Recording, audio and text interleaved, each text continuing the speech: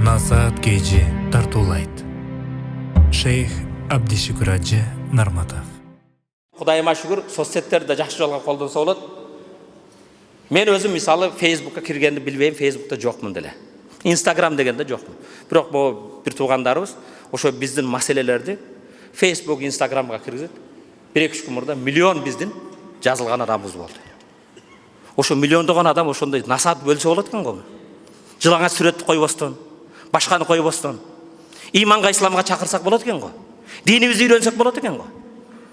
Биз миллион болуш үчүн бирөөгө тыйын беребиз деген жокпуз. Уюлдук телефон алып беребиз деген жокпуз.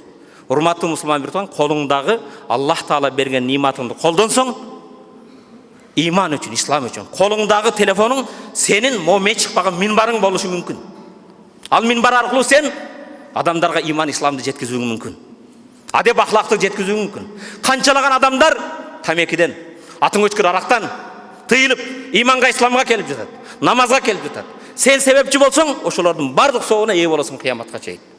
Кыяматта келсең, сен күтүлбөгөн канча сооптор болот, урматтуу мусулман бир тууганым. Жараткан Аллах Тааланын үйүнө келдик, тизе бүктүк, алакан жайып, жаратканга жалбар дуа кылабыз. Амин. Аллахумма гфир лана зунубана ва каффир анна сайyi'atina ва таваффана мa'ал абрар. Аллахумма а'инна ала зикрика ва шукрика ва хусни ибадатик. Аллахым өзүңдү жакшы зикир кылууга, сага шүгүр кылууга, жакшы ибадат кылууга өзүң жардам бергин я Раббал аламин. Аллахым сени зикир кылган, тил бергин, шүгүр кылган жүрөк бергин. Сыноолоруңа сабыр кылган дене бергин. وصلى الله تعالى على خير خلق محمد وعلى آله وصحبه أجمعين آمين برحمتك يا أرحم الراحمين وأقم الصلاة